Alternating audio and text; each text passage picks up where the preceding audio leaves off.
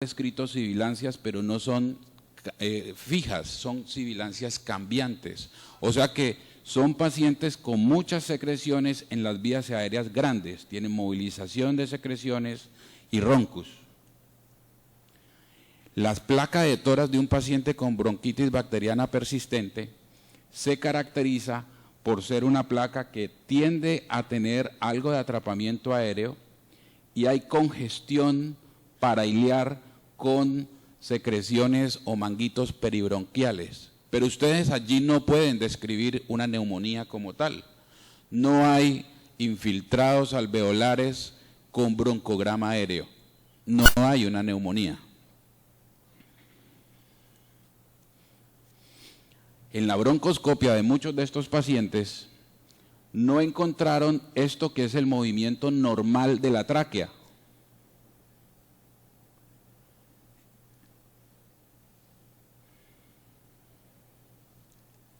En su defecto, encontraron que estos pacientes tenían muchos de ellos traqueomalacia o broncomalacia.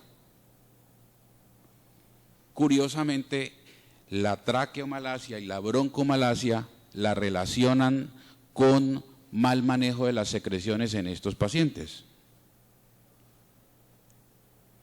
Y entonces, todo este andamiaje que ha ido construyendo la doctora Chang sobre este diagnóstico, que es bronquitis bacteriana persistente, aparece entonces ahora en la Biblia de la neumología pediátrica, que es la neumología de Kendick, y ya en su 8ª edición aparece un capítulo dedicado a bronquitis y es obviamente escrito por la doctora Chang.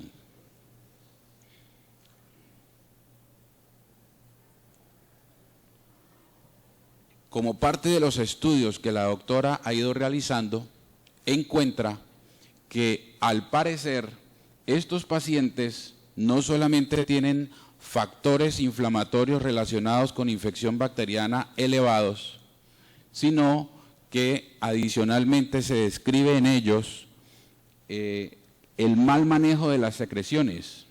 Estos pacientes, que normalmente deberíamos ver que sus secreciones fluyen fácilmente hacia el exterior, en ellos las secreciones tienden a acumularse, pero no tienen síndrome de cilia inmóvil, no tienen fibrosis quística. Como en todos estos pacientes que se acumulan las secreciones, el paciente se coloniza, se inflama persistentemente y puede terminar por remodelar la vía aérea y hacer bronquiectasias.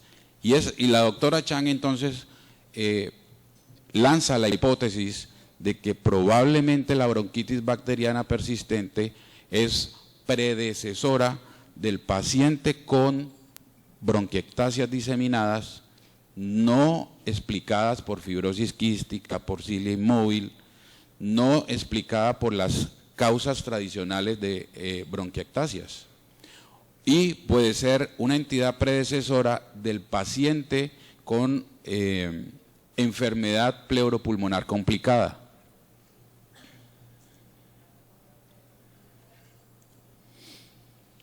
Normalmente en los cultivos de estos pacientes han encontrado no bacterias raras, no pseudomonas, no, en estos pacientes se han encontrado Haemophilus influenza no tipificable, Streptococcus pneumoniae, Brahamella catarrhalis, y entonces ha descartado que sean las inmunodeficiencias típicas, en las cuales sí vemos que aparecen sobreinfección por gérmenes oportunistas. Al contrario, estos pacientes son colonizados, infectados por los gérmenes comunes. Y se cuestiona si estos pacientes tendrán algún tipo de inmunodeficiencia especial. Y entonces los últimos estudios de la doctora Chang han comenzado a identificar que efectivamente estos pacientes tienen algunos problemas en los receptores que detectan bacterias, captan bacterias e informan al sistema inmune para activar la respuesta contra este tipo de gérmenes. O sea que sí hay algo de una inmunodeficiencia no descrita hasta ahora en el fondo de estos pacientes.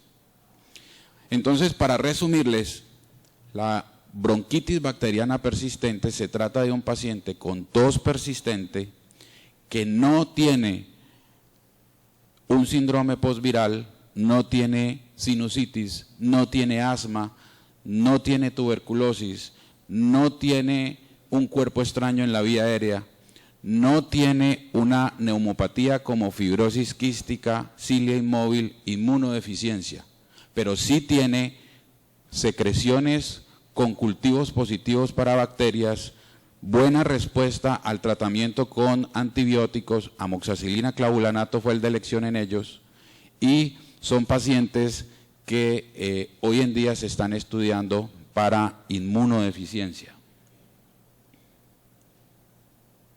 Obviamente tenemos, siempre que hablemos de tos, mencionar que debemos controlar el ambiente de nuestros pacientes.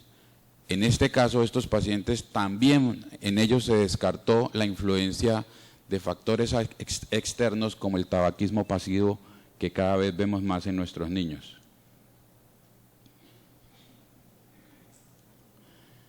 La doctora Chang, afortunadamente, hace 2 días nos acaba de confirmar la asistencia el próximo año al Congreso Nacional de Neumología Pediátrica y en conjunto con el doctor Fernando Martínez, lo cual quiere decir que tendremos el próximo año no al papá, sino al papa del asma en el mundo, y no existe la mama, al papa o la papa de tos persistente en el mundo. Muchas gracias.